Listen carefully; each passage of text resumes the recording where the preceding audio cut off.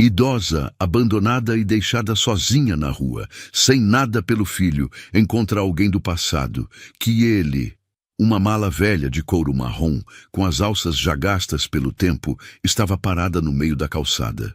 Do lado dela, sentada num banco de praça com os olhos perdidos no horizonte, estava Dona Ivone, 73 anos, cabelos brancos presos num coque simples. As mãos, cheias de marcas do tempo, seguravam a bolsinha de tecido floral que ela mesma havia costurado anos atrás. Ela não chorava, não gritava, apenas olhava para a rua como se estivesse tentando entender o que tinha acabado de acontecer com a sua vida. Meia hora antes, o filho dela, Rogério, havia parado o carro em frente à Praça 7 de Setembro, no centro de Belo Horizonte, descarregado a mala no meio-fio e dito sem nem desligar o motor: "A Cláudia não quer mais a senhora lá em casa, mãe. Não tenho o que fazer." E foi embora, sem abraço, sem olhar nos olhos, sem mais nada. Ivone tinha morado 22 anos naquela casa com o filho. Depois que o marido, seu Antônio, faleceu de enfarte, foi Rogério quem insistiu para ela ir morar com ele. "A senhora não vai ficar sozinha, mãe. Minha casa é sua casa." Ela lembrava de cada palavra. Lembrava do abraço que ele deu nela no dia do enterro, da promessa feita na beira do caixão aberto, enquanto a chuva batia no telhado do velório e os vizinhos rezavam baixinho. Guardou isso tudo no coração como se fosse uma escritura. E agora estava aqui, na rua, com uma mala e uma bolsinha. O movimento da praça ia e vinha ao redor dela. Motoboys aceleravam na avenida. Duas adolescentes passaram rindo alto com sorvete na mão. Um senhor de chapéu parou para dar milho aos pombos. A vida seguia sem cerimônia, indiferente à dor daquela mulher sentada no banco. Ivone respirou fundo. O ar tinha cheiro de escapamento e de pipoca do carrinho ambulante ali perto. Ela fechou os olhos por um instante. Ela não tinha para onde ligar. A irmã mais velha, Nair, havia falecido 2 anos antes. Os sobrinhos moravam em Montes Claros e mal davam notícia. Ela nem sabia o número de telefone deles de cabeça. Estava tudo anotado numa agenda que ficou em casa, na gaveta da cômoda do quarto que ela ocupava. O celular que tinha era um aparelho velho, daqueles de tampa, que Rogério havia dado a ela depois de comprar um novo. A bateria durava pouco e o crédito havia acabado na semana passada. A tarde avançava. O sol de outubro em Belo Horizonte ainda tinha força suficiente para esquentar o asfalto e fazer a sombra das árvores parecerem insuficientes. Ivone tirou um lenço da bolsinha e passou na testa.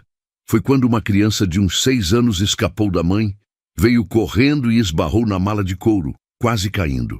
A mãe veio atrás. Pediu desculpas sem olhar direito para Ivone. Pegou a criança pelo braço e seguiu em frente. Ivone olhou para a mala. Dentro dela estava o essencial que havia conseguido pegar antes de Rogério empurrar tudo porta afora. Algumas roupas, o retrato de seu Antônio que ficava na cabeceira da cama, um rosário de madeira, os remédios para a pressão e para o colesterol que precisava tomar todo dia, e a caixinha de lata onde guardava um dinheirinho que foi juntando ao longo de meses, R$ 340, que ia separando dos trocos quando fazia as compras do mercado. Não era muito, mas era o que tinha. Ela abriu a bolsinha, tirou o celular e tentou ligar para Rogério. A chamada não completou. Tentou de novo. Nada. Não sabia se era o crédito, se ele havia bloqueado o número ou se o aparelho estava falhando de vez. Guardou o celular devagar, com cuidado, como se aquele objeto ainda pudesse ser útil em algum momento. O banco de praça era duro. Ela sentia o desconforto nas costas, que já não eram as mesmas de 20 anos atrás. Tinha a hérnia que o ortopedista havia recomendado operar, mas que ela sempre adiou porque não queria dar trabalho. Sempre foi assim. A vida dela inteira foi construída em torno de não dar trabalho para os outros. Criou Rogério quase sozinha, enquanto Antônio trabalhava no interior. Fez bico costurando roupa para a vizinhança. lavou roupa alheia, cuidou do pai do marido quando ele adoeceu. Nunca reclamou, nunca pediu nada além do que precisava. E agora estava aqui. Um homem de jaleco branco saiu de uma farmácia próxima e a olhou por um segundo, mas continuou andando. Uma mulher com sacolas de supermercado desviou da mala sem prestar atenção. Ivone percebeu que as pessoas passavam por ela como se ela fosse parte da paisagem. Como se uma idosa sentada num banco com uma mala ao lado fosse uma cena tão comum que não merecia atenção. Ela não ia chorar. Não ali. Não na frente de todo mundo.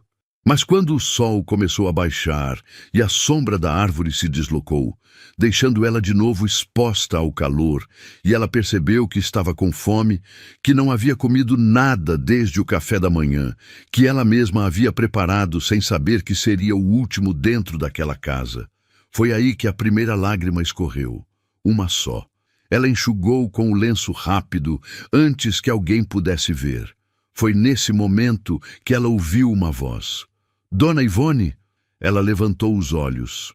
Do outro lado da calçada, parado, com uma sacola de pão na mão e uma expressão de quem não acredita no que está vendo, estava um homem de uns 50 e poucos anos. Cabelos grisalhos nas laterais, bigode ralo, camisa xadrez azul com as mangas dobradas até o cotovelo. Ele atravessou a rua, olhando para ela como se estivesse com medo de ter se enganado. É a senhora, não é? Dona Ivone, mãe do Rogério? Ela piscou. Olhou para aquele rosto. Levou 1 segundo, 2, 3, e então algo dentro do peito dela se moveu. Ela conhecia aquele rosto.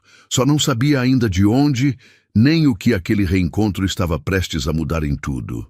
Se essa história já está mexendo com você, se inscreva no canal agora e deixe o seu like. Assim você não perde nenhum capítulo dessa história. E conta pra gente nos comentários. De qual cidade você está assistindo? O nome voltou para a memória dela como água que encontra a rachadura certa na pedra. Devagar, mas sem parar. Murilo. Murilo Cardoso. Filho da dona Geralda, que morava na rua de baixo, no bairro Lagoinha, nos anos em que Ivone ainda era jovem, quando Rogério tinha uns 7, 8 anos e o mundo ainda parecia ter uma ordem que fazia sentido. Murilo, a voz dela saiu rouca. Ela percebeu que não havia falado com ninguém desde a manhã. Ele sorriu e naquele sorriso havia algo de aliviado, como se parte dele também tivesse precisado de uma confirmação. Sou eu sim, dona Ivone. Nossa Senhora, quanto tempo. Ele olhou para a mala, para a bolsinha, para o banco. O sorriso não sumiu, mas os olhos ficaram sérios. A senhora está bem? Ela poderia ter dito que sim. Era o que sempre dizia. Mas alguma coisa naquele rosto, talvez a familiaridade, talvez o cansaço do dia, talvez a fome ou o sol, fez com que ela não conseguisse montar a mentira a tempo. Não muito, não. Murilo chegou mais perto e pousou a sacola de pão no banco ao lado dela. Ficou parado por um momento, como se estivesse avaliando a situação sem querer ser invasivo. Posso sentar? Ela acenou com a cabeça. Ele sentou. Não perguntou nada imediatamente. Ficou olhando para a praça, para os pombos, para o movimento da rua. Esse silêncio respeitoso foi a coisa mais gentil que alguém havia feito por ela naquele dia inteiro. E Ivone sentiu o nó na garganta apertar de um jeito que ela precisou respirar fundo para não perder o controle ali mesmo. Faz quanto tempo que a gente não se vê? Ele perguntou por fim, com aquele tom de quem está dando tempo para outra pessoa chegar na hora certa. Muito tempo. 30 anos? Mais? 32. Ele disse com uma precisão que a surpreendeu. Eu lembro porque foi no ano que eu fui embora para São Paulo. O Rogério tinha uns 10 anos. A senhora me deu um pedaço de bolo de fubá quando eu fui me despedir da minha mãe. Ela quase sorriu. Minha mãe me ensinou que nunca se deixa alguém sair de casa sem comer alguma coisa. Pois é, nunca esqueci disso. Murilo havia crescido na mesma rua que Rogério. Os dois tinham uma diferença de idade considerável. Murilo era bem mais velho, Mas na infância, essa distância desaparecia nas peladas de fim de tarde e nas brincadeiras no campinho de terra ao lado da linha de ônibus. Ivone se lembrava dele como um menino quieto, filho único de Dona Geralda, que lavava roupa para fora assim como ela. As duas mulheres trocavam sabão, trocavam receita, trocavam conselho. Havia uma amizade ali, simples e real, do tipo que a vida urbana vai apagando aos poucos sem que ninguém perceba. Sua mãe? Ivone perguntou, já intuindo a resposta pela maneira como o assunto havia surgido no passado. Faleceu em 2019. O coração, ele disse sem dramatismo, mas com o peso de quem já processou aquela dor e aprendeu a carregar. A senhora não soube? Eu estava tão fechada no mundo do Rogério que perdi o contato com muita gente do Lagoinha. Ela olhou para as mãos. Me arrependo disso. Murilo ficou em silêncio por mais um momento. Depois, com cuidado, perguntou: o que aconteceu hoje, dona Ivone? A senhora está aqui com uma mala desde quando? Ela contou. Não com detalhes dramáticos, não com choro. Contou como quem lê uma bula de remédio, friamente, porque às vezes a única forma de falar de uma coisa dolorosa é fingir que a dor pertence a outra pessoa. Rogério, a nora Cláudia, o carro parado no meio-fio, a mala jogada, o motor que não desligou. Murilo ouviu tudo sem interromper, sem fazer aquela cara de escândalo que as pessoas fazem quando querem mais que ajudar, querem o espetáculo da desgraça alheia. Ele apenas ouviu. Quando ela terminou, ele ficou quieto por uns segundos. Depois disse: eu moro a 6 quadras daqui. Tenho um quarto vazio desde que minha filha foi morar com o namorado ano passado. A senhora não vai ficar nessa praça. Ivone abriu a boca para recusar. Era o reflexo da vida inteira, não aceitar ajuda, não dar trabalho, não dever favor. Mas Murilo levantou a mão gentilmente, não com impaciência, e disse: não precisa decidir nada agora. Vem tomar um café, come alguma coisa, depois a senhora decide o que quer fazer. Havia algo na voz dele que não era pena, era outra coisa. Era o reconhecimento de alguém que enxergava uma pessoa de verdade naquela mulher sentada no banco. E não apenas uma situação a ser resolvida. Ela pegou a bolsinha. Ele pegou a mala sem pedir licença, com naturalidade, como se fosse a coisa mais óbvia do mundo.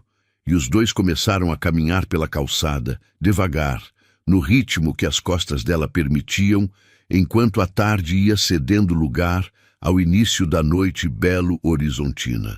O apartamento de Murilo ficava num sobrado antigo na rua Guajajaras, reformado por fora, mas ainda com o cheiro de tempo dentro. Ele morava sozinho. Tinha trabalhado anos em São Paulo numa empresa de transportes, guardou dinheiro, voltou para Belo Horizonte quando a mãe adoeceu e nunca mais foi embora. Tinha uma filha, Renata, do primeiro casamento que não deu certo. Dizia isso sem ressentimento, como um homem que aprendeu a fazer as pazes com os capítulos que não terminaram bem. Enquanto ele esquentava o feijão e cortava o pão, Ivone sentou na cadeira da cozinha e olhou ao redor. A cozinha era simples, limpa, com uma janela que dava para um quintalzinho onde havia um pé de hortelã e outro de manjericão. Tinha um aspecto de casa cuidada por alguém que vive sozinho, mas não se descuida. O senhor cozinha? Ela perguntou, um pouco surpresa. Aprendi na marra em São Paulo. Ou cozinhava ou comia mal. Ele virou com uma tigela de feijão com arroz e um ovo mexido. Não é grande coisa, mas tem substância. Ela comeu. E quando o primeiro garfo entrou na boca, ela percebeu o quanto estava com fome. Não disse nada. Comeu devagar, com dignidade, como Dona Geralda havia ensinado ao filho e como a própria Ivone havia sido criada. À mesa, sem pressa, com respeito pelo alimento. Depois do jantar, Murilo mostrou o quarto da Renata. Cama de solteiro com colcha azul, guarda-roupa de madeira, uma janela com vista para a rua. Simples e limpo. Fica à vontade, só hoje se quiser, ou mais, sem pressão. Ela pousou a mala no chão do quarto. Ficou em pé por um momento, olhando para a janela. Lá fora, os carros passavam, uma criança gritava brincando na calçada do lado de baixo, e a vida continuava no seu ritmo acelerado e indiferente. Mas aqui dentro, naquele quarto pequeno, Ivone sentiu pela primeira vez naquele dia que estava em algum lugar. Não na rua, não no banco de praça. Em algum lugar com uma porta que fechava, uma cama que esperava por ela e um homem do outro lado do corredor que havia lembrado do bolo de fubá há 32 anos. Ela deitou com as roupas ainda vestidas e ficou olhando para o teto até que o sono veio buscar ela. Ivone acordou sem saber onde estava. Foram talvez 3 segundos de desorientação total. O teto desconhecido, o cheiro diferente, a cama que não era a sua, antes que a memória do dia anterior caísse sobre ela como um balde de água fria. Ela ficou imóvel por alguns instantes, de olhos abertos, olhando para a mancha de umidade no canto do teto que formava vagamente a silhueta de um estado brasileiro que ela não conseguiu identificar. Era cedo. A luz que entrava pela janela tinha aquela qualidade cinzenta e suave das manhãs de Belo Horizonte antes do sol romper de verdade. Ela ouviu o barulho de panela na cozinha. O cheiro de café passou pela fresta da porta. Ela se sentou devagar. As costas protestaram como de costume. Pegou os remédios da bolsinha, o de pressão e o do colesterol, e foi até o banheiro que Murilo havia indicado na noite anterior. No espelho, ela se olhou por um momento mais longo do que o habitual. Tinha a marca do travesseiro na bochecha, os olhos um pouco inchados, o cabelo branco escorregando do coque. "Ivone", ela disse para si mesma baixinho, como quem faz uma chamada de presença, e foi para a cozinha. Murilo estava de costas, virando ovos na frigideira. A mesa já tinha 2 xícaras, o pão de forma e um potinho de margarina. Ele ouviu os passos dela e disse sem se virar: "Bom dia. Café está pronto." "Bom dia." Ela puxou a cadeira e sentou. "O senhor acordou cedo." "Sempre fui de madrugar, vício de quando trabalhava no transporte. Os caminhões saíam às 4 da manhã. Ele colocou o prato com os ovos na mesa e se sentou do outro lado. "Como a senhora dormiu?" "Melhor do que esperava." Eles comeram em silêncio por um tempo. Não era um silêncio desconfortável. Era o tipo de silêncio que acontece entre pessoas que não precisam preencher o ar com palavras para justificar a presença uma da outra. Ivone notou que ele não havia feito nenhuma pergunta sobre o que ela pretendia fazer. Não havia dado conselho não pedido, não havia expressado opinião sobre o Rogério. Só havia feito o café e esperado. Foi ela quem falou primeiro. "Preciso pensar no que fazer." "Claro." Ele tomou um gole de café. "Não tenho muita gente aqui em Belo Horizonte. A maior parte da minha família é do interior." Ela parou. "Tenho sobrinha em Montes Claros, a Vera, filha da minha irmã que faleceu. Mas faz anos que a gente não fala. Nem o número dela eu tenho de cabeça. A gente pode tentar achar. Quero ligar para o Rogério também." Ela disse isso com a voz firme, mas os olhos foram para a xícara. Não para implorar nada, só para entender o que aconteceu de verdade.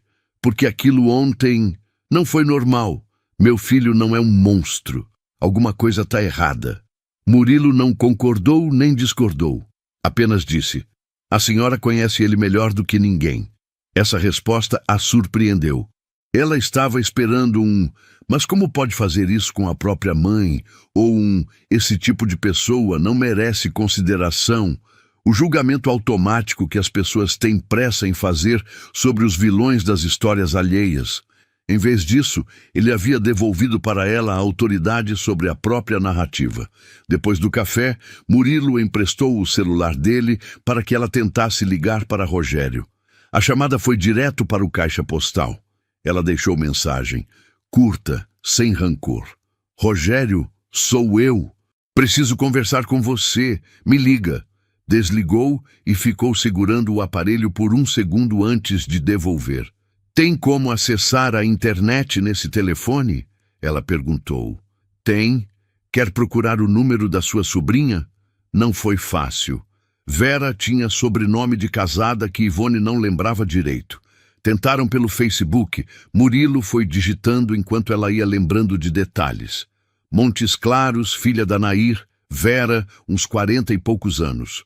Depois de uns 20 minutos e algumas tentativas, encontraram um perfil que parecia ser ela. Foto de uma mulher de cabelos escuros, com uma criança no colo, em frente a uma casa de muro amarelo. É ela. Ivone reconheceu o nariz.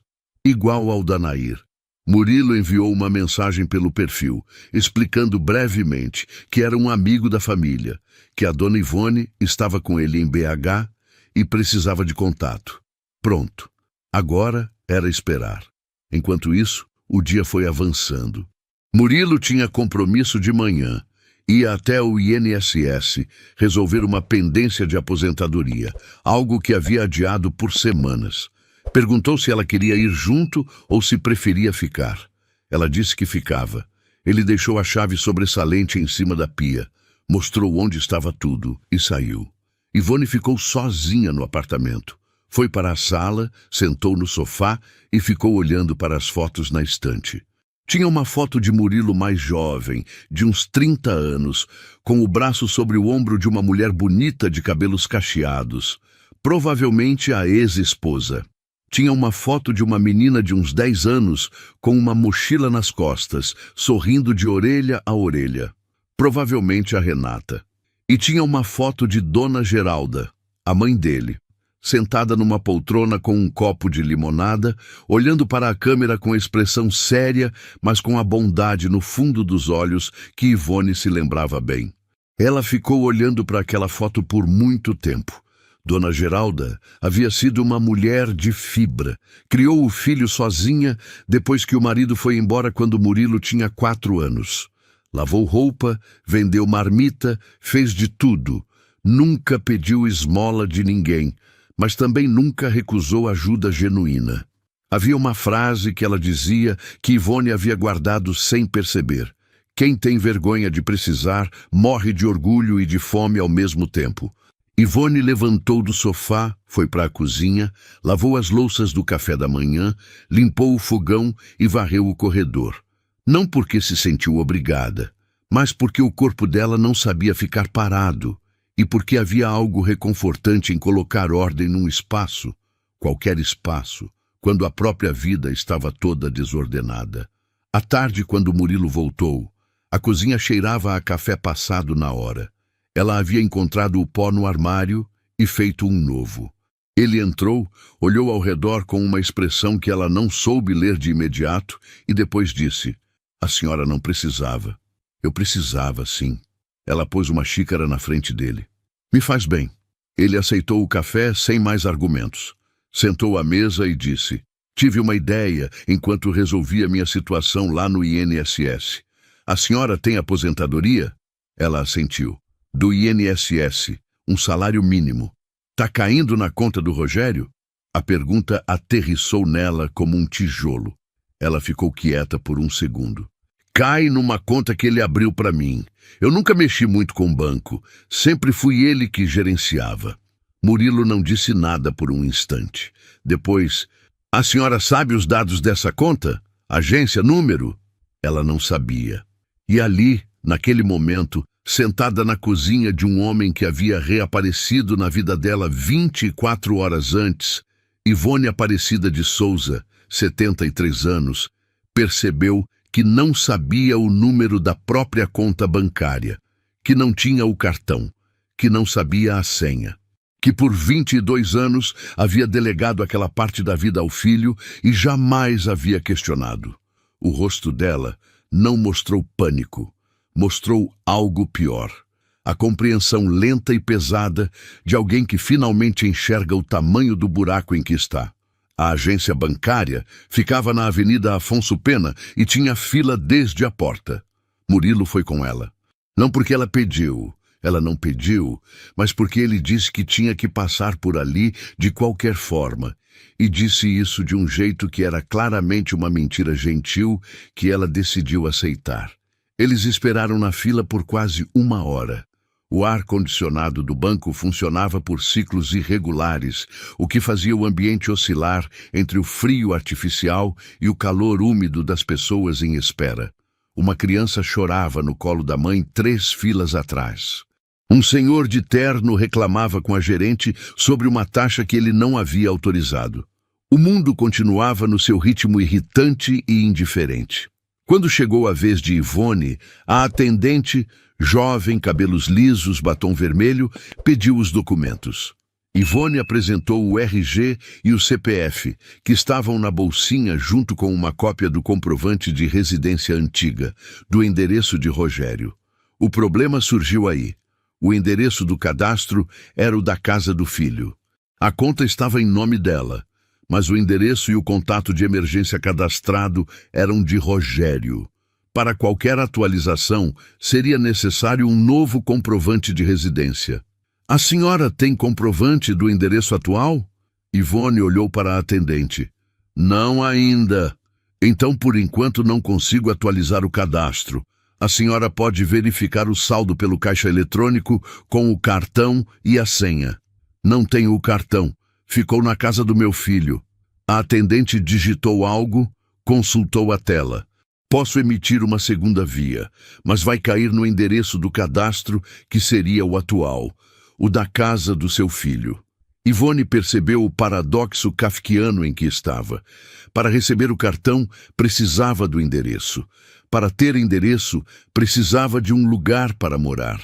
Para ter um lugar para morar, precisava de dinheiro. Para ter o dinheiro, precisava do cartão. Murilo, que estava um passo atrás, ouviu tudo. Quando eles saíram do banco, ele disse devagar: A senhora consegue falar com o Rogério sobre o cartão? Vou tentar. A voz dela estava firme, mas as mãos seguravam a bolsinha com mais força do que o necessário. Eles pararam num banco de praça na Afonso Pena. O sol batia forte. Murilo comprou 2 sucos de caixinha num quiosque perto dali e voltou. Eles ficaram sentados por um tempo, tomando suco, olhando para o movimento da avenida. Murilo, ela disse por fim, eu preciso te perguntar uma coisa. Pode perguntar. Por que o senhor está fazendo tudo isso? Ele ficou quieto por um momento. Não pareceu incomodado com a pergunta. Pareceu estar escolhendo as palavras com cuidado. Porque quando eu tinha 24 anos e fui embora para São Paulo, sem ter para onde cair, a sua vizinha, a dona Amélia, me alugou um quarto por um preço que ela sabia que eu podia pagar, que era quase nada. Ele tomou um gole do suco. Ela dizia que estava fazendo aquilo por causa da minha mãe, que a dona Geralda, uma vez, havia ficado do lado dela quando o marido dela foi embora, e ela ficou sem saber o que fazer. Que a gente vive em corrente, não em dívida. Ivone ficou quieta. Não estou fazendo por pena, ele continuou. Pena é uma coisa desconfortável para quem recebe e vazia para quem dá. Estou fazendo porque parece certo e porque sua mãe foi boa para minha mãe e sua mãe te criou bem. Ela não disse nada. Mas algo dentro do peito dela, que havia ficado tenso desde o dia anterior, afrouxou um pouco. Naquela tarde, eles foram até o CRAS, Centro de Referência de Assistência Social, do bairro. Uma assistente social chamada Débora, de uns 40 anos, cabelos crespos, óculos de armação grossa, os recebeu numa sala pequena com cartazes sobre direitos do idoso e violência doméstica nas paredes. Ivone contou a situação. Débora ouviu, fez anotações, sem pressa. O que aconteceu com a senhora caracteriza abandono de idoso, Débora disse com cuidado, que é previsto no Estatuto do Idoso. A senhora tem o direito de registrar um boletim de ocorrência. Ivone ficou em silêncio.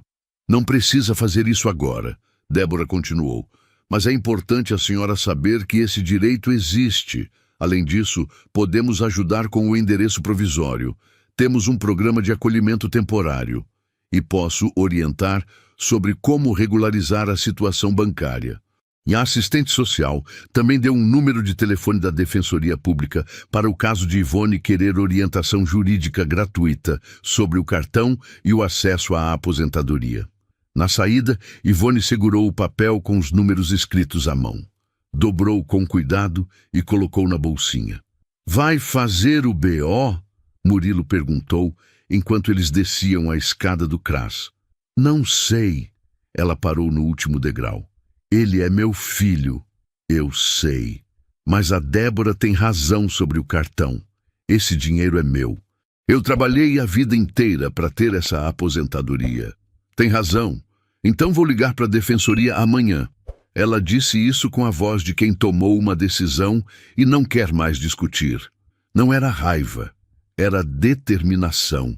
Uma coisa diferente, mais fria e mais duradoura. À noite, o celular de Murilo vibrou com uma mensagem no Facebook. Era Vera, a sobrinha. Tia Ivone? Gente, o que aconteceu? Liga para mim agora. Ivone segurou o telefone com as duas mãos e ficou olhando para a mensagem.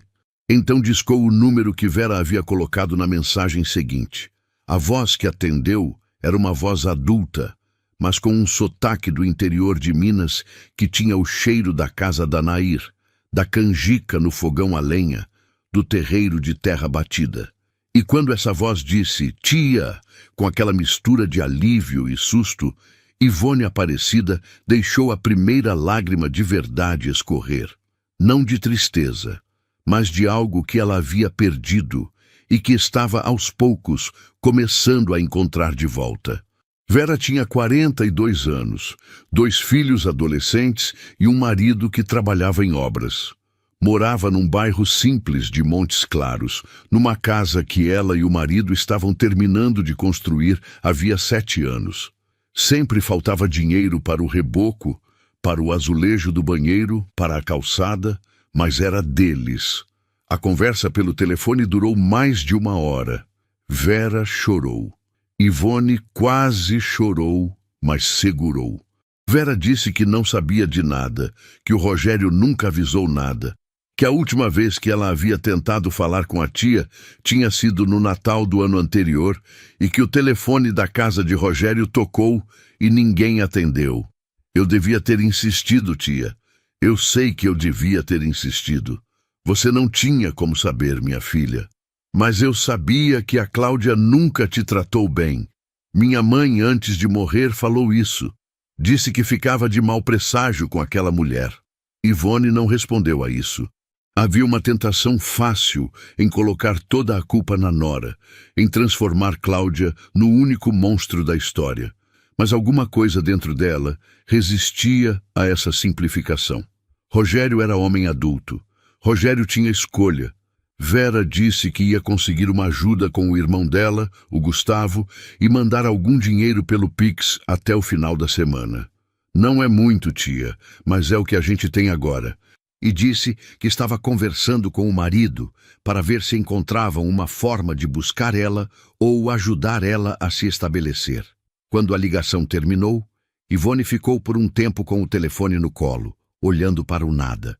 Murilo estava na sala, fingindo ver televisão, com o volume baixo o suficiente para deixar que ela tivesse privacidade na cozinha. Ela entrou na sala. Vera vai mandar um dinheiro no final da semana. Ele assentiu. Bom, e eu preciso resolver a situação do cartão. Quanto antes. A defensoria abre às 8. Ela foi dormir mais cedo naquela noite. Não por cansaço físico, embora o corpo também pedisse descanso, mas porque a cabeça estava cheia demais. Havia uma quantidade absurda de coisas para processar. O abandono, o banco, Vera, a defensoria, o Rogério que não ligava de volta e Murilo. Ela ficou pensando nele enquanto o sono não vinha.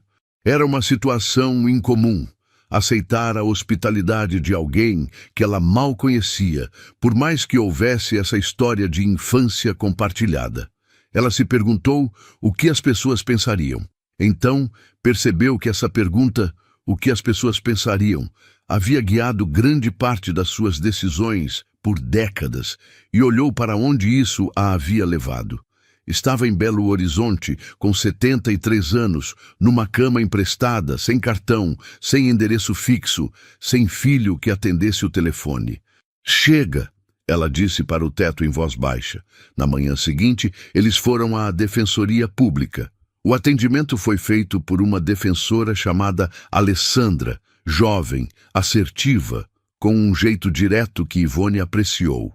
Não havia condescendência na forma como ela explicava os direitos.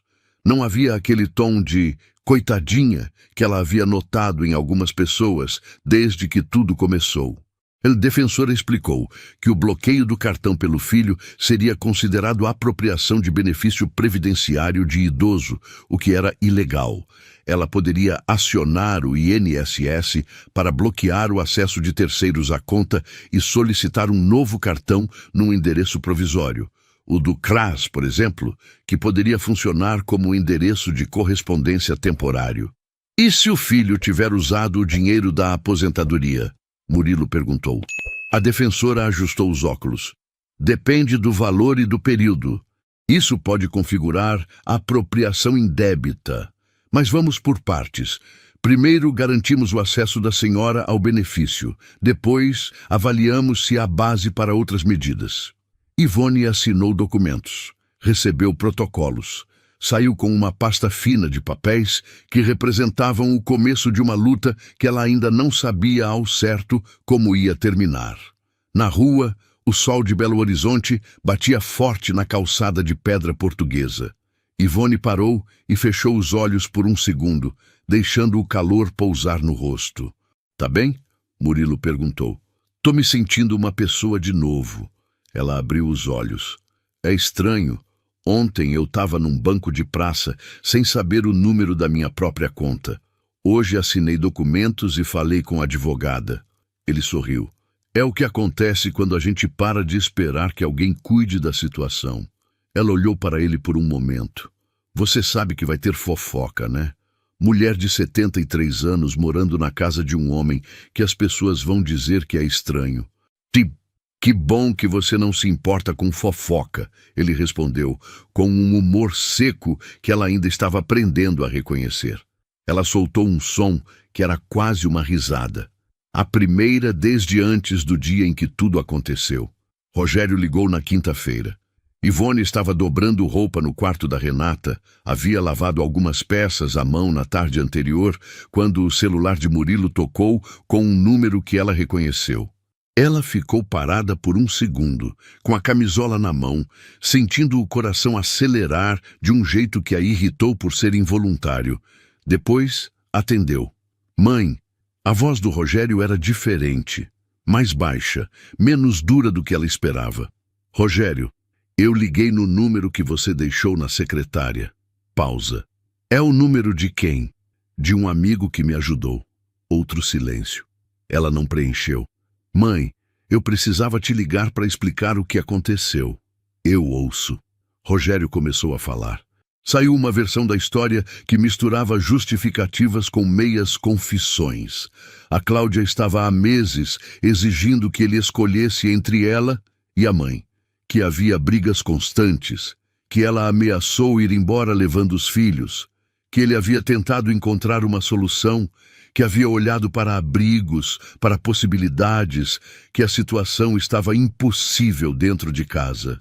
Você não achou solução nenhuma, Rogério. Você me largou num banco de praça. Eu sei. A voz dele quebrou um pouco. Eu sei que foi errado, mas eu estava num momento de desespero. Ivone ficou quieta, deixou o silêncio trabalhar. A senhora está onde? Tá bem? Tô em Belo Horizonte. Tô sendo cuidada. Mãe, eu preciso que a senhora entenda a situação do meu casamento. Rogério. Ela o interrompeu com calma.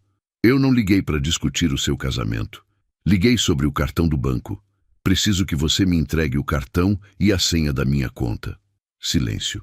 A senhora tem advogada. Não era uma pergunta. Tenho. Mais silêncio. Ela ouviu ele respirar fundo do outro lado. Eu posso deixar o cartão com alguém. Ou mandar pelos correios. Manda pelo correio pro endereço que eu vou te mandar por mensagem. Mãe, eu... Rogério. Ela fechou os olhos. A voz saiu firme. Não com raiva, mas com aquela clareza de quem finalmente decidiu como vai se posicionar. Você é meu filho. Eu te amei a vida toda e vou continuar amando. Mas o que você fez comigo não foi só injusto. Foi ilegal. A defensoria me explicou isso. Eu não quero guerra com você.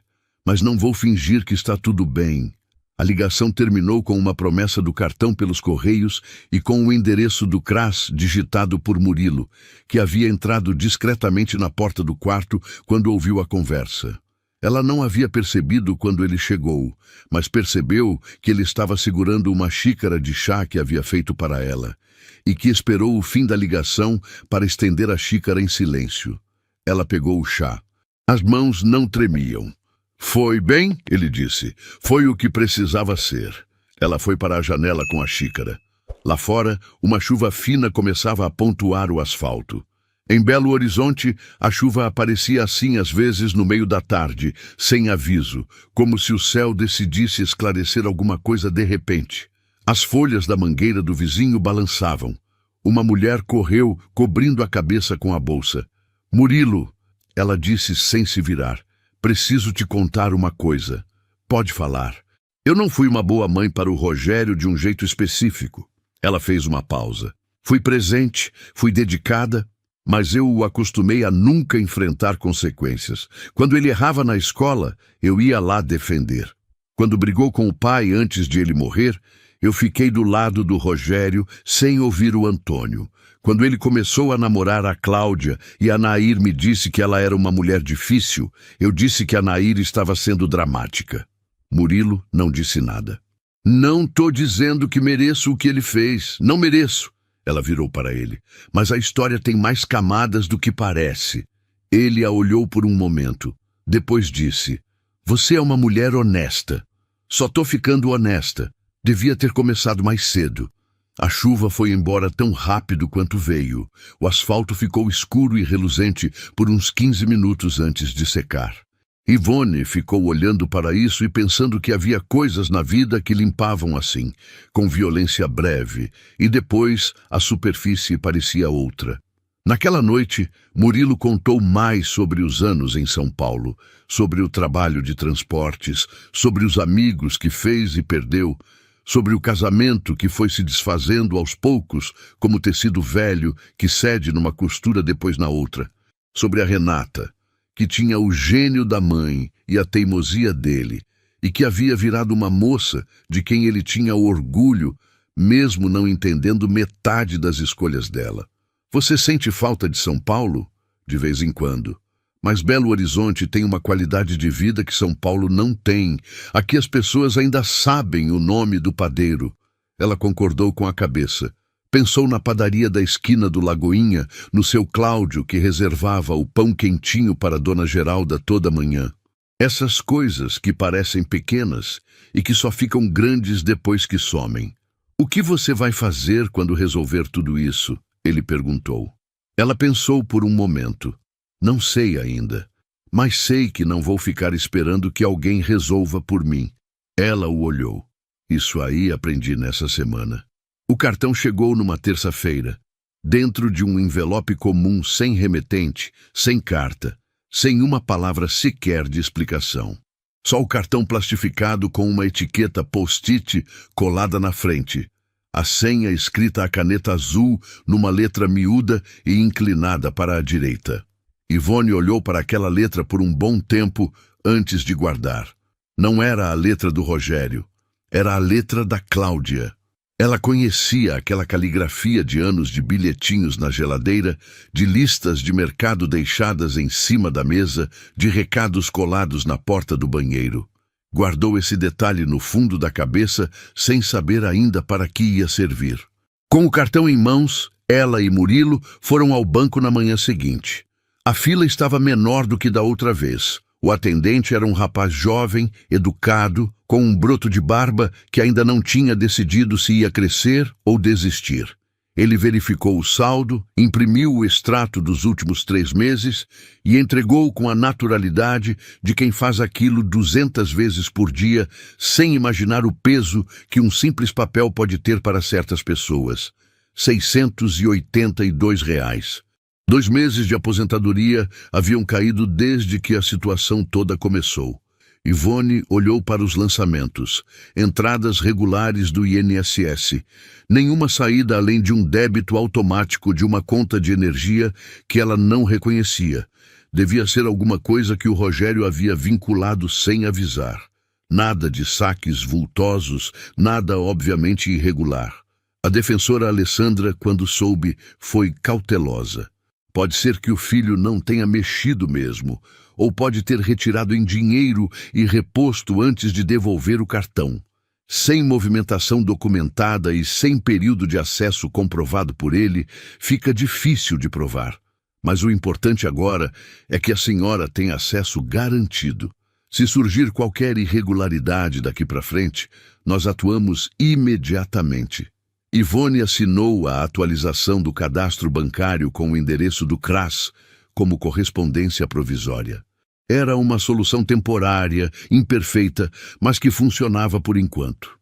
Enquanto assinava, pensou que havia uma ironia cruel no fato de que ela havia contribuído para o INSS por décadas, anos costurando, lavando roupa, fazendo bico em tudo que aparecia, e que o acesso àquele dinheiro, que era dela por direito, havia exigido uma semana de burocracia, uma advogada, um assistente social e um homem que havia aparecido do nada num banco de praça. Na tarde daquele mesmo dia, o interfone do apartamento de Murilo tocou enquanto Ivone estava na cozinha temperando um frango que ela havia pedido para fazer. Havia insistido com Murilo que queria cozinhar. "Me deixa fazer alguma coisa com as mãos", ela havia dito pela manhã, com um tom que não admitia negociação, e ele havia concordado sem fazer cerimônia, saindo do caminho e deixando que ela reorganizasse a geladeira e o armário de temperos como bem entendeu. Murilo atendeu o interfone, ficou quieto por um momento ouvindo. Depois veio até a porta da cozinha com uma expressão que Ivone ainda estava aprendendo a decifrar. Ele era um homem que não anunciava emoção no rosto com facilidade, mas havia sutilezas. Um leve aperto nos lábios quando estava preocupado, um olhar mais direto quando estava avaliando uma situação. Naquele momento, era o aperto nos lábios. "Tem uma mulher aqui embaixo. Diz que chama Cláudia." Ivone parou com a faca na mão. Ficou assim por talvez 3 segundos completos, olhando para o frango na tábua. Depois, pousou a faca devagar, sem pressa, e enxugou as mãos no pano de prato. "Manda ela subir." "Tem certeza?" "Tenho." Murilo foi abrir a porta e se retirou discretamente para o quarto, com uma naturalidade que Ivone apreciou. Havia uma qualidade naquele homem de não precisar ser pedido 2 vezes para entender o que era necessário em cada momento. Cláudia subiu. Quando entrou pela porta, Ivone a observou com a atenção calma de quem tem tempo e não precisa fingir que não está olhando. Cláudia tinha 45 anos. Cabelos escuros e lisos na altura dos ombros, roupas que indicavam cuidado sem ostentação. Uma blusa de malha bordô, calça social escura, sapato fechado de salto baixo. Era uma mulher bonita, de uma beleza que não precisava de esforço extra, mas que naquele momento estava parcialmente apagada por alguma coisa que Ivone reconheceu porque havia visto no espelho da vida dela várias vezes. O cansaço de quem está carregando um peso que não sabe mais como largar. Os olhos estavam levemente vermelhos, não de choro recente, de choro contido por muito tempo. Ela ficou de pé perto da mesa da cozinha, segurando a alça da bolsa com os 2 dedos indicador e médio enrolados no couro de um jeito que parecia inconsciente. "Pode sentar", Ivone disse, voltando para o frango como se a conversa fosse uma coisa ordinária. "Prefiro ficar em pé." Mas sentou depois de um segundo, como se o corpo houvesse contrariado a determinação. O silêncio que se instalou na cozinha não era vazio, era carregado, denso, do tipo que acontece quando 2 pessoas têm muito a dizer e nenhuma das 2 sabe exatamente por onde começar. Ivone temperou o frango. O cheiro de alho amassado e limão foi tomando o espaço. "Dona Ivone, eu sei que o que aconteceu foi errado." A voz de Cláudia era controlada, mas havia um tremor muito pequeno nela, quase indetectável. "Foi", Ivone confirmou, sem virar. "Eu pedi para o Rogério te levar para um lugar digno, não para uma praça pública." Ivone largou o frango, lavou as mãos na pia e se virou para a nora. A luz da tarde entrava pela janela da cozinha e pegava de lado no rosto de Cláudia, realçando as linhas ao redor dos olhos que não estavam ali 5 anos atrás. Mas pediu para ele me tirar de casa. Cláudia não desviou o olhar. Tinha isso nela. Uma coragem frontal que às vezes vinha com arrogância, mas que agora parecia apenas honestidade. Pedi, e não vou me esconder atrás de desculpa nenhuma para isso. Havia algo desarmante nessa direteza.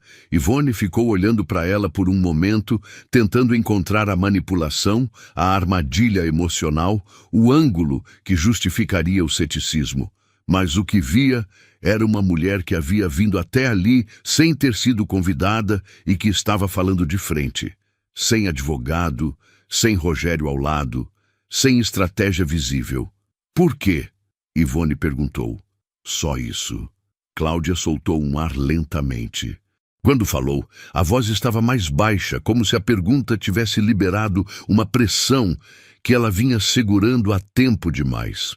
Porque eu passei 15 anos me sentindo invisível dentro da minha própria casa.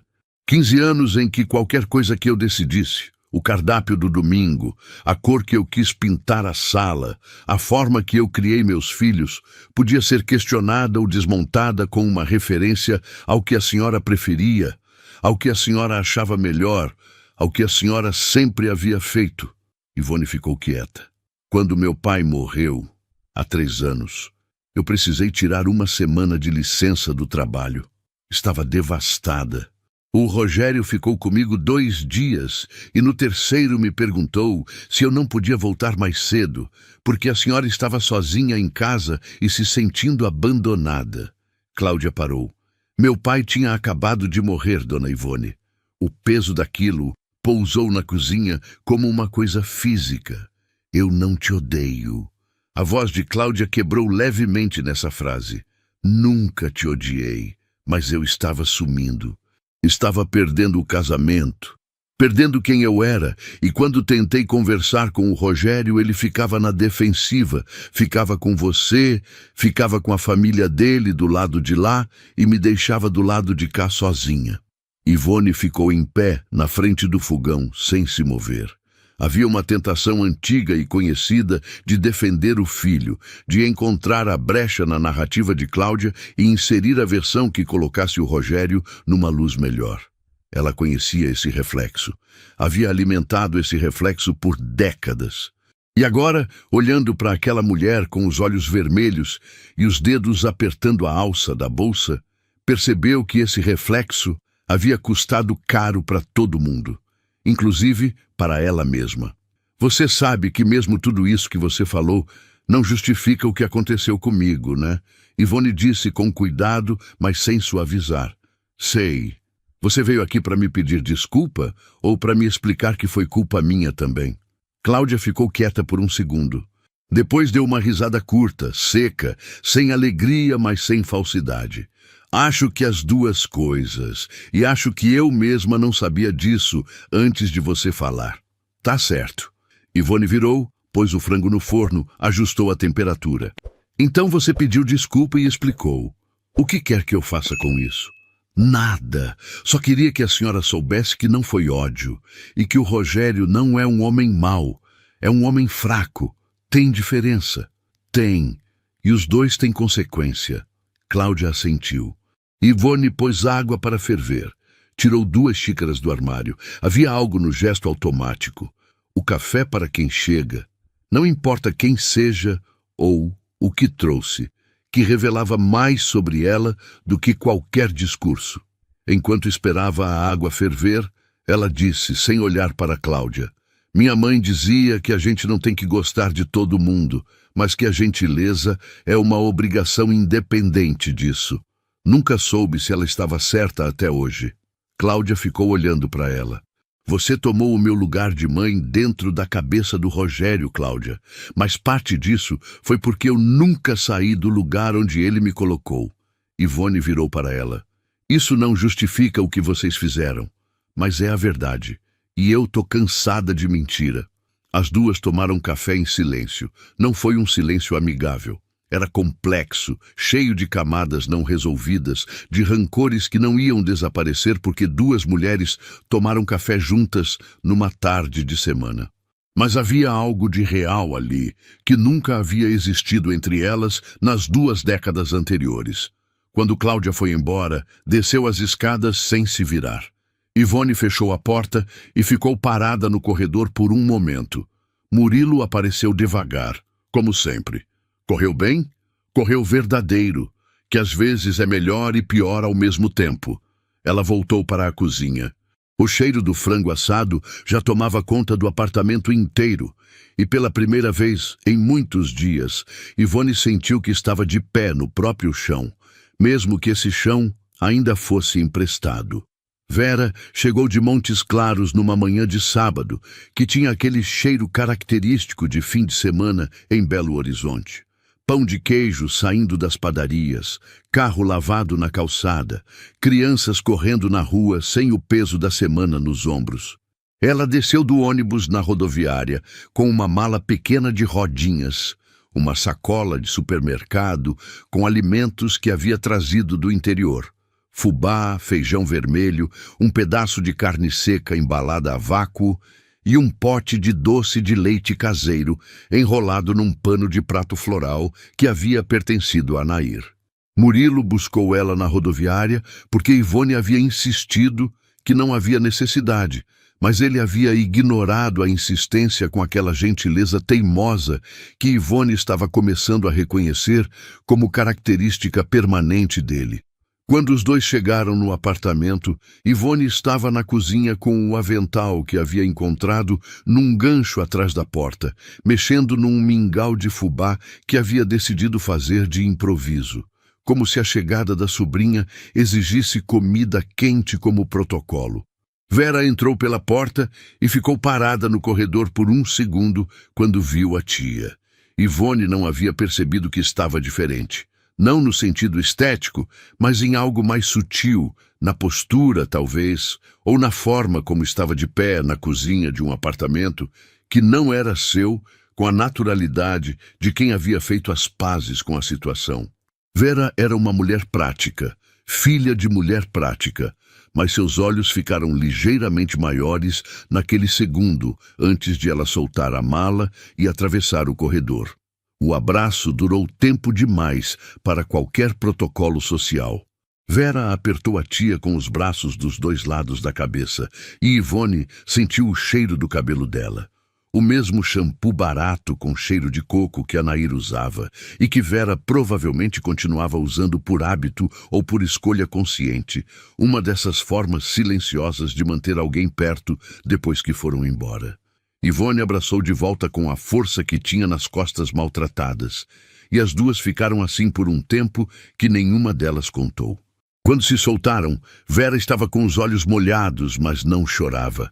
Tinha o mesmo controle da Nair, emoção firme, que sente tudo, mas não deixa tudo cair de uma vez.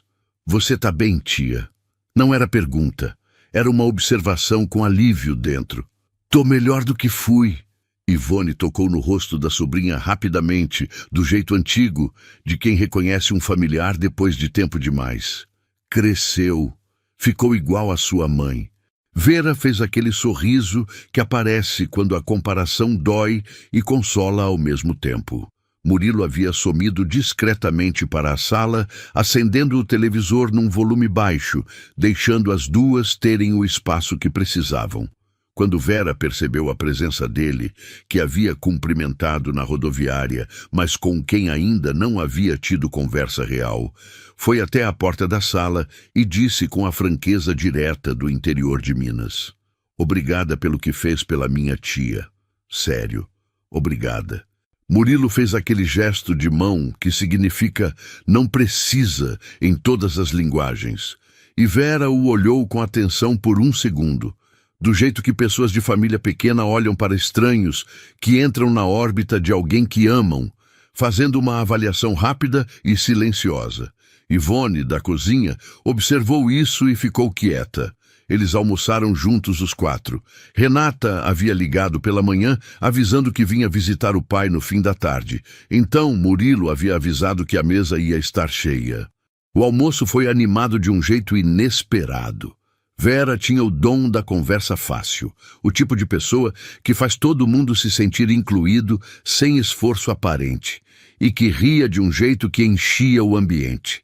Ela contou sobre Montes Claros, sobre os filhos adolescentes, sobre o marido Leandro que havia quebrado o dedo do pé na semana passada, caindo da escada, e que estava em casa de mau humor, sendo péssimo paciente. Contou sobre a casa que estavam terminando de construir, sobre o quintal onde plantavam alface e cebolinha, sobre a cachorra pretinha que havia tido filhotes e que eles estavam tentando arrumar dono para todos os 6. Ivone comeu e ouviu, e sentiu algo se reorganizando dentro dela. Havia uma vida ali, não a vida que ela havia perdido, mas uma vida que continuava existindo paralela à dor das últimas semanas, cheia de detalhes ordinários e preciosos. Pretinha e seus filhotes. O dedo do pé do Leandro, a alface do quintal, o fubá trazido de Montes Claros, que estava no mingau que todos estavam comendo. À tarde, quando a louça estava lavada e Vera estava no quarto desacelerando da viagem, Murilo e Ivone ficaram na varanda. Era uma varanda pequena, 2 metros por 1,5, com um vaso de samambaia e 2 cadeiras de plástico, mas que tinha uma vista para a rua que era movimentada o suficiente para manter os olhos ocupados. Vera quer que você vá morar com ela em Montes Claros, Murilo disse. Não como acusação, não como sugestão, apenas como fato que havia ficado no ar durante o almoço sem ser dito em voz alta. Sei. Ivone olhou para a rua. Um menino passava de bicicleta sem dar a mínima para o trânsito. Ela disse isso antes mesmo de chegar, na última ligação. E você?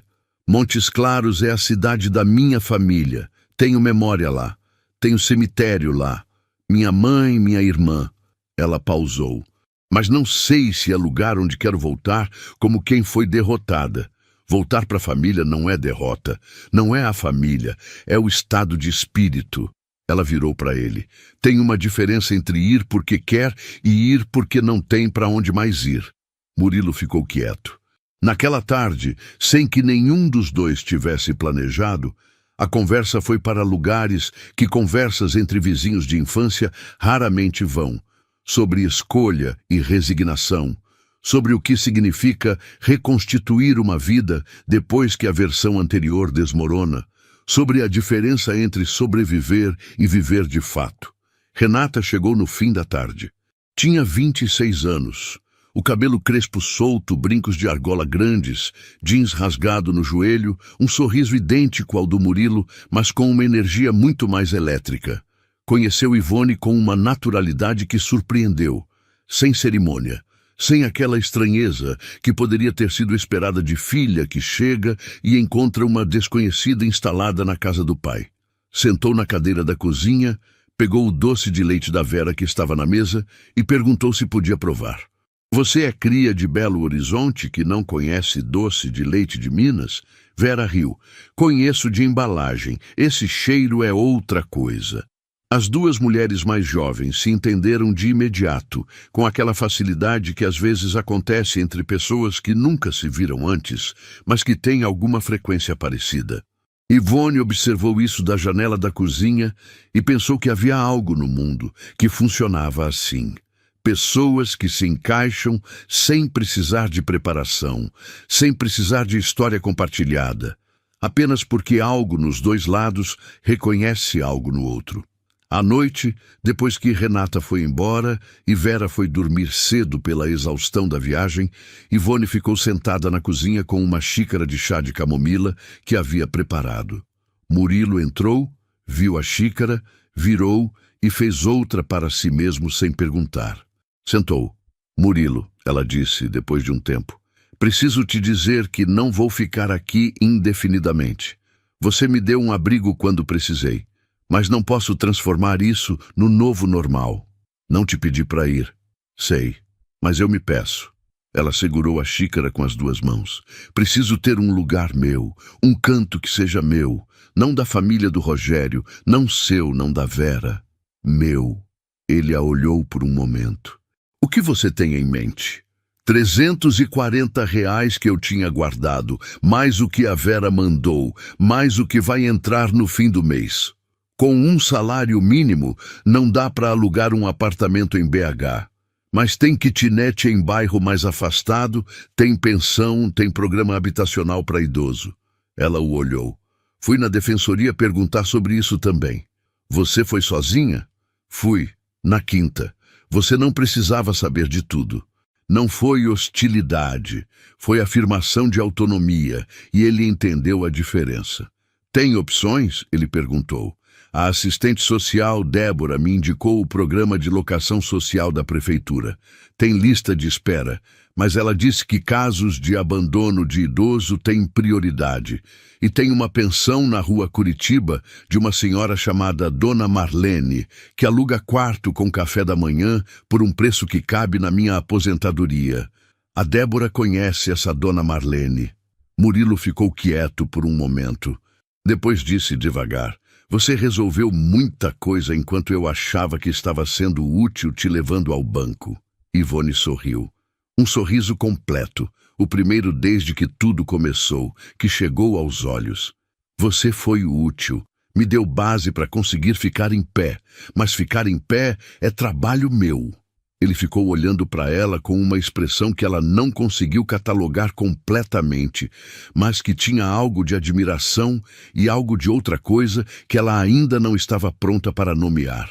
Dona Marlene tinha 78 anos e havia aberto a pensão depois que o marido morreu, e os 3 filhos foram embora para o sul do país, um para Porto Alegre e 2 para Florianópolis, todos com família própria e com aquela culpa silenciosa de filho que sabe que deveria estar mais perto, mas que a vida foi construindo distância. A pensão era a forma que ela havia encontrado de não ficar sozinha num sobrado de 4 quartos sem enlouquecer. O sobrado ficava num dos corredores da rua Curitiba, no centro de Belo Horizonte, numa parte que ainda tinha o charme desgastado do início do século passado. Fachadas de azulejo português, janelas com treliça de ferro, calçadas irregulares de pedra que faziam os sapatos tropeçarem se a pessoa não prestasse atenção. O portão de ferro com um sino de campainha manual. Uma latinha pendurada por um cordão de sisal que chacoalhava quando o vento passava pelo corredor.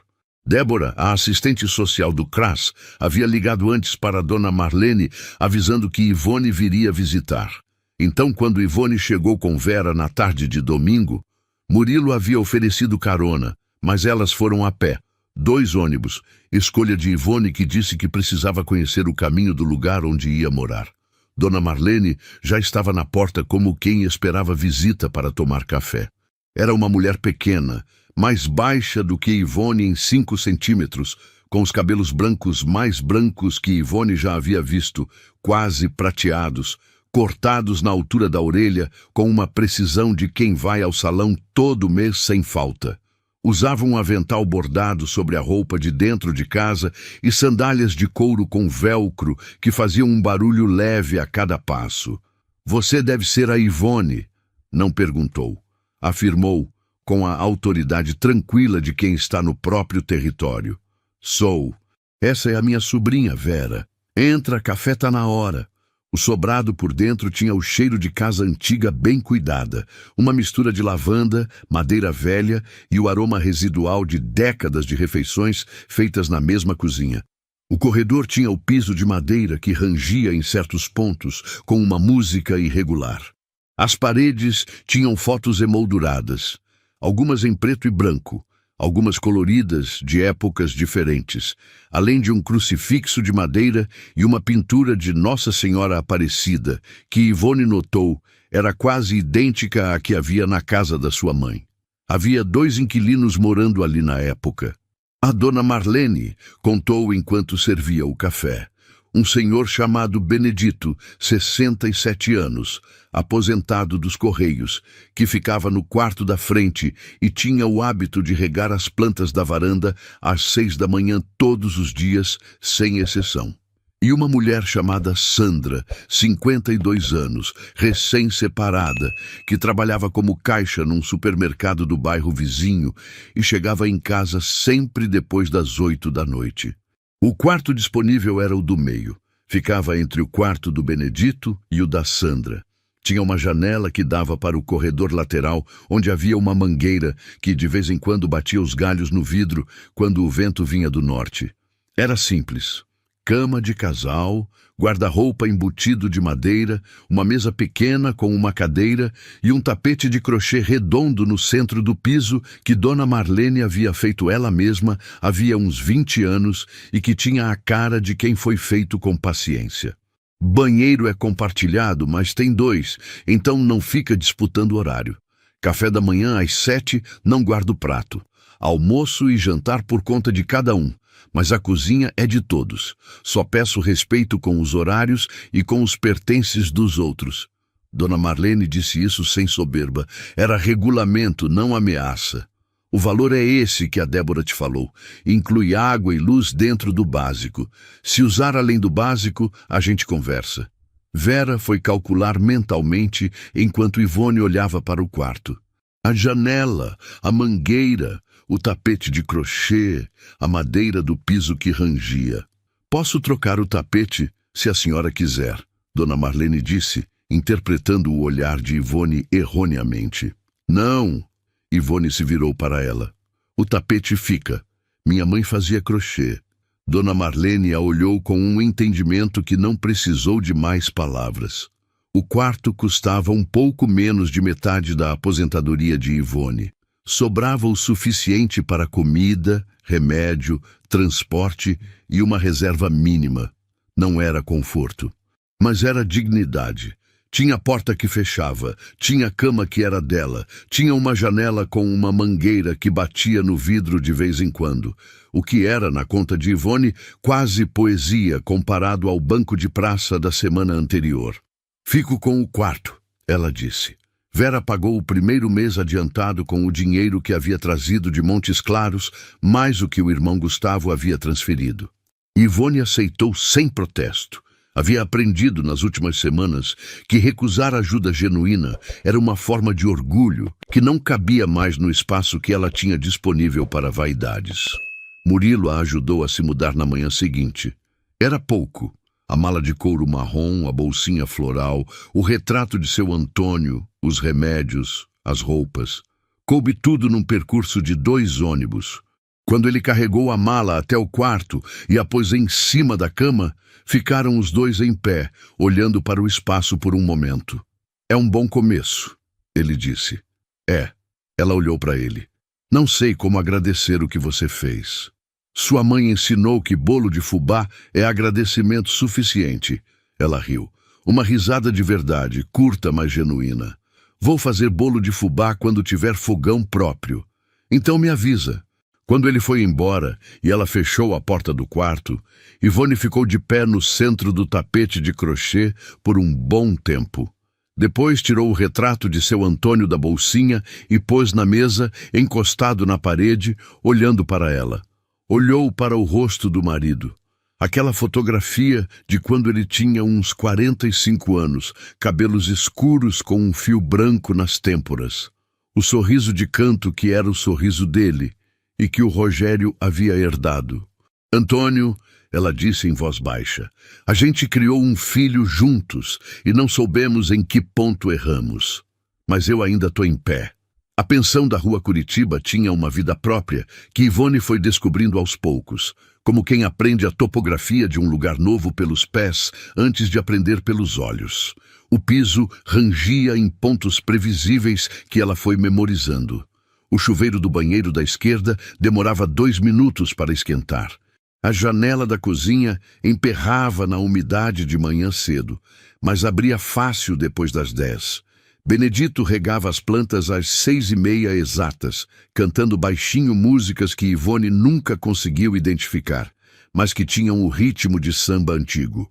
Sandra chegava às 8h15, botava os sapatos do trabalho atrás da porta e ficava de meia no corredor até chegar na cozinha, onde aquecia alguma coisa rapidamente antes de ir dormir. Era uma vida de compartilhamento silencioso, desses que se formam entre pessoas que não escolheram estar juntas, mas que constroem uma convivência funcional por pura necessidade de sobrevivência social. Ivone havia se inserido naquele ritmo com mais facilidade do que esperava. A dona Marlene, ela percebeu rápido, era uma mulher que gostava de ter gente em volta, mas que respeitava limite alheio.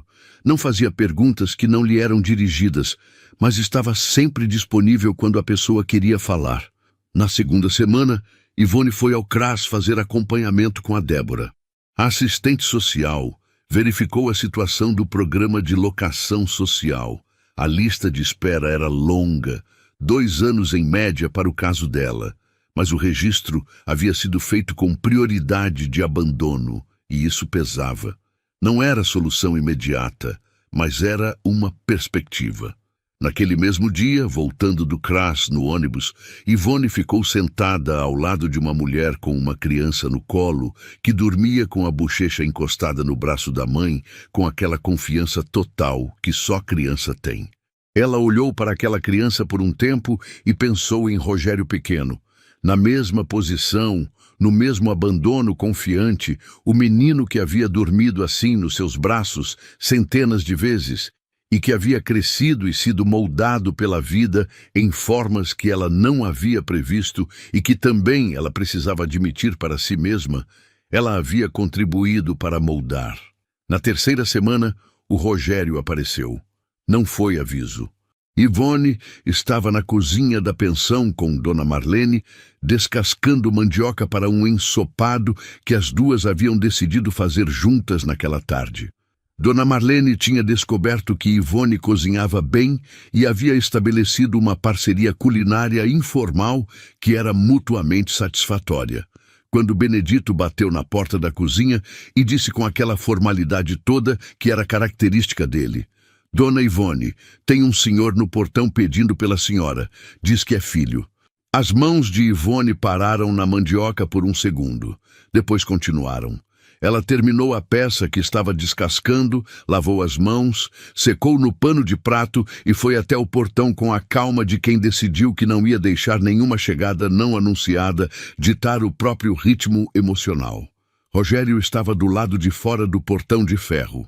51 anos. Cabelos grisalhos nas laterais, o bigode que havia começado a deixar crescer nos últimos anos, a camisa polo azul marinho que ela havia dado a ele de presente de aniversário 2 anos atrás. Ele estava com as mãos nos bolsos, numa postura que ela reconheceu imediatamente. A postura do Rogério, quando estava inseguro, quando era criança e havia quebrado algo e precisava falar com ela, os ombros levemente curvados para dentro, como se quisesse ocupar menos espaço. Ela ficou do lado de dentro do portão de ferro e o olhou. "Mãe," a voz estava rouca. "Rogério, posso entrar?" Ela ficou em silêncio por um momento. Depois abriu o portão e foi para a calçada em vez de deixá-lo entrar. Território neutro, sem a intimidade de casa, sem o aspecto de visita doméstica. Havia uma razão para essa escolha que ela não precisou pensar conscientemente. Eles ficaram em pé na calçada. Um homem passou de chinelo com um cachorro pequeno. Uma moto acelerou no final da rua. O sol da tarde batia de lado. "Como você ficou sabendo onde eu estou?" ela perguntou. "A Vera me disse. Eu liguei para ela." Pausa. "Depois de muito tempo tentando, Vera me avisou que você ia tentar." Ela o olhou. "Eu disse a ela que decidia se queria te ver, mas veio." "Vim." Ela cruzou os braços. "O que você quer falar?" Rogério respirou fundo. Quando começou a falar, saiu de uma forma que não parecia ensaiado. Atropelado, com pausas, com voltas, com contradições que iam sendo corrigidas no meio da frase. Ele contou sobre as brigas com Cláudia, sobre a pressão que havia acumulado por anos, sobre uma manhã em que acordou e estava num estado de esgotamento tão completo que quando Cláudia disse pela 10ª vez que não conseguia mais ter aquela situação na casa, ele simplesmente não teve forças de brigar do outro lado. "Eu errei, mãe. Errei feio. Sei que errei. Sei que sabe. Ela o olhou. O que eu não sei é o que você quer que eu faça com isso. Ele ficou quieto. Perdão? Ela perguntou. Se um dia a senhora puder. Perdão não é a mesma coisa que apagar. Ela disse isso devagar, com clareza, como se estivesse lendo um texto que havia escrito na própria cabeça várias noites antes de dormir. Posso um dia te perdoar sem que as coisas voltem ao que eram. Porque o que eram não estava certo de qualquer forma. Não para mim, não para você, não para Cláudia. Rogério ficou olhando para ela com uma expressão que ela não conseguiu interpretar completamente. Tinha tristeza, tinha algo de alívio, tinha a cara de quem esperava uma coisa e recebeu outra que era mais difícil, mas mais justa. Você registrou o BO? Ele perguntou depois de um tempo. Não, ela o encarou. Não porque o que você fez foi aceitável, mas porque não quero que meu filho tenha ficha policial e porque acho que você não precisa de tribunal, precisa de olhar no espelho. Rogério assentiu. Mas tem uma coisa que você vai fazer. Ela descruzou os braços. Você vai me visitar, aqui, onde eu estou, no meu espaço, nas minhas condições. Não eu ir até a sua casa, não uma visita de obrigação, uma visita de verdade. Quando você estiver pronto para sentar na minha frente como homem adulto e não como filho que foi me largar num banco de praça. Ele ficou quieto por um tempo. Depois disse, com uma voz que era mais baixa do que qualquer outra que ela havia ouvido dele. Tá bom, mãe. Ela voltou para dentro. Fechou o portão com o trinco. Ficou de costas para a rua por um segundo antes de voltar para a cozinha. Dona Marlene estava esperando sem perguntar, mexendo o ensopado que havia continuado sozinha. Ivone lavou as mãos de novo, pegou a colher de pau e assumiu o lugar na panela. As duas mulheres ficaram cozinhando em silêncio por um tempo, e o silêncio era daquele tipo que não precisa de preenchimento, porque já está cheio de coisa. Outubro foi dando lugar a novembro, e novembro em Belo Horizonte trouxe as chuvas de fim de tarde que chegavam sem aviso. Rápidas, barulhentas, que molhavam quem estivesse na rua antes de qualquer guarda-chuva ser aberto. E depois iam embora deixando o cheiro de terra molhada e calçada quente, que é um dos cheiros mais reconhecíveis da cidade. Ivone havia estabelecido uma rotina. Acordava às 6, tomava o café junto com os outros da pensão. Benedito já estava sempre na varanda com as plantas. Dona Marlene já estava com o pão quentando. Sandra às vezes aparecia antes de ir trabalhar, às vezes não. Depois do café, ela fazia uma caminhada curta até a praça da Rua de Baixo. Não mais do que 20 minutos, o que o médico havia recomendado para a pressão e para as costas. Voltava, fazia o quarto, verificava os remédios. Havia encontrado uma atividade nas tardes de terça e quinta. O centro de convivência do idoso a 3 quarteirões da pensão, onde mulheres e alguns homens se reuniam para artesanato, para dança de salão leve e para conversa. Ela havia ido na primeira vez por indicação da Débora, com a resistência de quem acha que esse tipo de coisa não é para ela, e havia voltado da segunda vez por conta própria, sem precisar ser incentivada. Ali conheceu Benedita. Não o Benedito da pensão, mas outra Benedita de 69 anos, ex-professora primária, que fazia crochê como se o fio obedecesse à lei própria nas mãos dela e que tinha um repertório de histórias do magistério que eram ao mesmo tempo engraçadas e reveladoras da alma humana. As duas haviam começado a se sentar juntas nas tardes de crochê com uma naturalidade que não precisou de convite explícito. Simplesmente em determinada terça, as cadeiras foram ficando na mesma mesa. E dali em diante ficaram. Murilo a visitava às quartas-feiras. Tinha começado com a desculpa de trazer as correspondências que ainda chegavam no apartamento dele. A defensoria havia demorado para atualizar todos os cadastros e havia virado visita regular sem que nenhum dos dois houvesse proposto formalmente. Ele chegava às 3, tomava café com Dona Marlene, que havia decidido que gostava dele, ficava até às 5 e ia embora. Nessas visitas, a conversa havia crescido para além da situação imediata. Eles falavam sobre os anos que cada um havia vivido, sobre as escolhas que fizeram e as que não fizeram, sobre a cidade que havia mudado ao redor de ambos enquanto eles envelheciam dentro dela. Havia uma facilidade crescente que era diferente de tudo que Yvonne havia experimentado em muito tempo. Não a facilidade vazia de quem concorda com tudo, mas a facilidade real de duas pessoas que podem discordar e continuar na mesa. Na segunda semana de novembro, a Renata apareceu numa quarta junto com o pai. Ela havia chegado sem aviso. Entrou pela porta da pensão com a energia que era característica dela. Cumprimentou Dona Marlene com um abraço que a senhora não esperava, mas claramente apreciou, e foi para a sala onde Yvonne estava com uma proposta. Dona Yvonne, eu trabalho no RH de uma empresa aqui no centro. A gente tem um projeto de costura social com mulheres idosas, produção de produtos artesanais para venda em parceria com uma cooperativa. Pagamento por peça produzida, não é salário, mas é uma renda complementar. Você costura, né? Yvonne a olhou. Costurei a vida toda. Então, Renata colocou um folder na mesa com os detalhes do projeto. Não é obrigação nenhuma. Mas lembrei de você quando a coordenadora mencionou que estavam procurando pessoas. Murilo, da outra cadeira, fingia que estava lendo alguma coisa. Yvonne notou a concentração artificial dele na parede.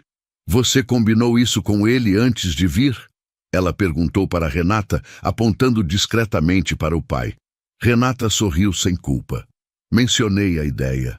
E ele te mandou trazer. Ele sugeriu com veemência. Yvonne olhou para Murilo. Ele não desviou o olhar, mas a expressão tinha aquele humor seco que ela havia aprendido a reconhecer. Peguei o folder e trouxe. Decisão é sua. Ela pegou o folder. Leu com atenção, aquela atenção lenta e detalhada que havia desenvolvido ao longo dos anos costurando. Lendo a instrução de um molde, verificando a quantidade de tecido, calculando o que precisava antes de começar. O projeto pagava por peça acabada, exigia qualidade, mas não velocidade. Era desenvolvido em casa. O único requisito era uma reunião mensal na cooperativa para alinhar produção e entregar o material. Posso começar quando? Ela perguntou. Renata tirou o celular do bolso. Vou mandar mensagem para a coordenadora agora. Naquela semana, Yvonne foi à cooperativa. Era um espaço no bairro Floresta. Um galpão reformado com iluminação boa, mesas compridas, armários de tecido organizados por cor. A coordenadora, uma mulher de uns 35 anos chamada Patrícia, com tranças no cabelo e um entusiasmo genuíno pelo trabalho, mostrou as peças, os moldes, os padrões. Apresentou as outras participantes, 7 mulheres entre 60 e 78 anos, cada uma com a sua história, que Yvonne foi captando em pedaços naquele primeiro encontro. Quando voltou para a pensão com o primeiro lote de material, tecido, linha, molde, e espalhou tudo na mesa do quarto, ela ficou olhando para aquilo por um tempo. Então foi buscar a tesoura de costura que havia guardado na mala de couro marrom desde o dia em que o Rogério a havia deixado no banco de praça. Ela havia trazido a tesoura. De tudo que havia na casa, de 22 anos dentro daquelas paredes, ela havia instintivamente colocado a tesoura na mala. Ela abriu a lâmina, passou o polegar levemente na borda, do jeito antigo de testar se ainda estava afiada. Estava. Benedita, quando soube do projeto, perguntou se havia vaga para ela também. Yvonne disse que ia perguntar. Havia. Na terceira semana de novembro, Rogério foi visitar como havia prometido. Chegou numa tarde de quinta. Yvonne o recebeu na salinha da pensão que Dona Marlene havia cedido discretamente para a ocasião. Ela e o Benedito tinham saído para tomar café fora, como se aquilo houvesse sido planejado, o que provavelmente havia sido. Rogério sentou. Yvonne sentou do outro lado. Havia uma distância física na sala, que era também uma distância emocional real, e os dois sabiam disso. Ele havia trazido uma caixa de bombons que ela agradeceu sem abrir. Não porque não queria, mas porque o símbolo do presente fácil não podia substituir o que precisava ser dito. Conversaram por quase 2 horas. Foi difícil. Houve momentos em que a voz dele quebrou e ela sentiu a vontade antiga de consolá-lo, de colocar a mão no braço, de dizer: "Não precisa, filho, tá tudo bem." Resistiu. Não porque estava sendo cruel, mas porque saber a diferença entre consolar e apagar era justamente o trabalho que os dois precisavam fazer. Ele falou sobre a Cláudia, sobre o casamento que estava passando por uma terapia de casal.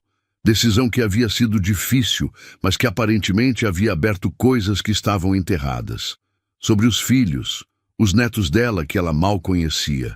Lucas, de 15, e a pequena Isabela, de 8 anos. Ivone havia visto poucos netos por conta de toda a dinâmica da casa. "A Isabela me perguntou sobre você esses dias", ele disse. "Ela não entende bem o que aconteceu. A gente não explicou para ela. Ela vai entender quando crescer." Ivone ficou quieta por um momento. "Ou você vai explicar antes, mas isso é escolha sua." Quando ele foi embora, ela ficou na salinha por um tempo. Dona Marlene entrou depois de uns minutos com uma xícara de chá de hortelã, da hortelã do próprio quintal, e pousou na mesa sem dizer nada. Sentou na poltrona da janela e ficou olhando para a rua com Ivone. As 2 mulheres velhas, cada uma com a sua história de perda e reconstrução, ficaram em silêncio enquanto a tarde ia escurecendo e os ruídos da rua Curitiba iam se transformando no barulho diferente da noite que chegava. Dezembro chegou com aquela intensidade tropical que Belo Horizonte conhece bem, calor que sobe do asfalto, chuvas que aparecem e somem, o ar carregado de umidade e de fim de ano, as ruas do centro cheias de enfeites de Natal pendurados nos postes e do movimento acelerado de quem tenta resolver tudo antes que o calendário vire. Ivone havia completado 2 meses na pensão da rua Curitiba. Naquele tempo, havia costurado 46 peças para a cooperativa. Bolsas de tecido, capas de almofada, toalhas bordadas, aventais com aplicação. A Patrícia havia dito na última reunião que o trabalho dela estava entre os mais elogiados pelos compradores da cooperativa. Havia uma senhora de uma loja no Mercado Central que havia feito um pedido específico de 12 bolsas no padrão de Ivone. Ela havia comprado uma máquina de costura pequena de segunda mão com o dinheiro da primeira remessa paga, numa loja no bairro Santo Antônio, que Murilo havia ajudado a encontrar. Era uma máquina simples, doméstica, mas que funcionava bem e que havia transformado o quarto numa extensão de si mesma. A mesa virada para a janela, o cesto de linhas ao lado, o tecido dobrado no guarda-roupa. A mangueira do quintal ainda batia no vidro quando o vento vinha do norte. Vera havia ligado na semana anterior, dizendo que na virada do ano ia levar o Leandro e os meninos para passar alguns dias em BH. "A gente fica num hotel, tia. Não vou te encher de gente na pensão, mas quero que você passe o Réveillon com a gente." Ivone havia dito que sim. Renata tinha se tornado uma presença regular. Às vezes passava depois do trabalho com alguma besteira, uma fruta, um pedaço de bolo, uma desculpa qualquer para sentar e conversar por meia hora. Havia uma afeição genuína entre as duas que havia se formado sem planejamento, daquele jeito que certas relações formam quando as pessoas têm algo real a oferecer uma à outra. Ivone tinha a escuta e a experiência. Renata tinha a energia e a perspectiva de quem ainda está construindo. Numa quarta-feira de meados de dezembro, Murilo chegou para a visita semanal, mas estava diferente, mais quieto do que o usual, e havia uma tensão sutil nos ombros que Ivone notou desde que ele entrou pela porta. Dona Marlene serviu o café e saiu. Benedita, que às vezes juntava no café das quartas, percebeu o clima e foi embora discretamente após 5 minutos. Sobraram os 2. "O que aconteceu?" Ivone perguntou. Ele segurou a xícara com as 2 mãos. Ficou olhando para o café por um momento. "A Renata me diz que você não sabe que vou vender o apartamento." Ela ficou quieta. Faz um tempo que estou pensando em voltar para São Paulo. Tenho um sócio antigo que quer retomar uma sociedade numa empresa de logística. Seria uma chance boa financeiramente. Ele a olhou. Ainda não decidi, mas queria que você soubesse antes de qualquer coisa. Ivone ficou em silêncio por um tempo. Havia muitas formas de responder a isso, e ela foi escolhendo com cuidado. Por que me contou? Ele a olhou.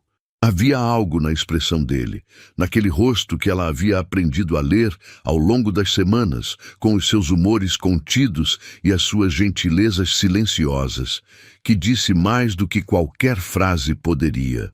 Por que importa o que você acha? Ele disse simplesmente. A cozinha ficou em silêncio. Lá fora, uma criança chamava alguém pelo nome num grito longo que atravessou a rua inteira. O pé de mangueira balançou. Murilo, ela disse, o que aconteceu entre a gente nessas semanas é uma coisa que não sei nomear muito bem, mas sei que foi real. E sei que uma decisão sua não pode depender do que eu acho, porque aí vira a mesma coisa que me fez chegar num banco de praça. Ele a olhou. Cada um precisa decidir a própria vida. O que pode existir entre duas pessoas é o respeito por essa liberdade. Ela segurou a xícara. Mas se você me pergunta o que eu acho que você não precisa ir para São Paulo. Acho que você já sabe disso. Acho que a Renata está aqui, que a sua vida está aqui e que a oportunidade financeira é real, mas não é o único motivo. Ele ficou em silêncio por um longo momento. Você é a mulher mais direta que eu já conheci, ele disse, com aquele humor seco que era dele. Aprendi tarde, mas aprendi. Murilo tomou um gole de café. Ficou olhando para a janela.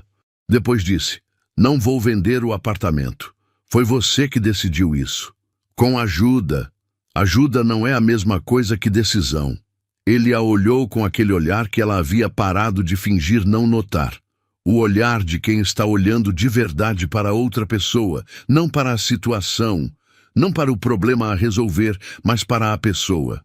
Ivone, ele disse, você tomou café comigo toda quarta por 2 meses. Eu sei como você toma o café. 2 dedos de leite, sem açúcar. Eu sei que você não suporta música alta depois das 9 da noite. Que você ri quando fica embaraçada antes de ficar séria. Que você carrega o retrato do seu marido e fala com ele sozinha quando acha que ninguém está ouvindo. Pausa. Não sei o nome para o que isso é entre a gente, mas sei que não quero abrir mão disso. Ivone ficou quieta por um tempo. Havia uma parte dela que queria fazer aquilo menor do que era, dizer que era gratidão, que era circunstância, que 2 velhos não tinham o direito de nomear certas coisas. Mas havia aprendido, nas últimas semanas, o preço de diminuir coisas reais, para caber num espaço que outras pessoas consideravam apropriado. Eu também não sei o nome, ela disse, mas sei que é real. E sei que não quero abrir mão disso também. A tarde caiu sobre a rua Curitiba com aquela luz dourada que o fim do dia tem em Belo Horizonte quando o sol vai descendo atrás dos morros e pinta tudo de âmbar por uns minutos antes de escurecer de vez. Pela janela da pensão, Ivone podia ver a calçada irregular, a mangueira do quintal de Dona Marlene, um gato que havia aparecido havia 2 semanas e que ninguém havia adotado oficialmente, mas que todos alimentavam. Naquele momento, naquela cozinha simples com o cheiro de café e o barulho distante da rua, Ivone Aparecida de Souza, 73 anos, percebeu que estava olhando para o futuro de um jeito que havia esquecido que era possível. Não com a ilusão de que nada mais ia doer, de que Rogério já estava resolvido, de que a aposentadoria era suficiente para tudo, de que o quarto alugado era permanente. Nada disso estava garantido, mas estava em pé.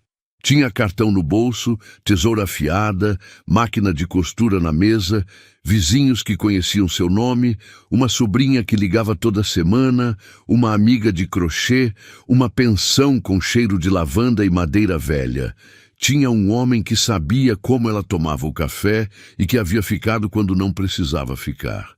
E tinha o retrato de seu Antônio na mesa do quarto, olhando para ela com aquele sorriso de canto que dizia, em silêncio como sempre, que a vida não pede licença para continuar.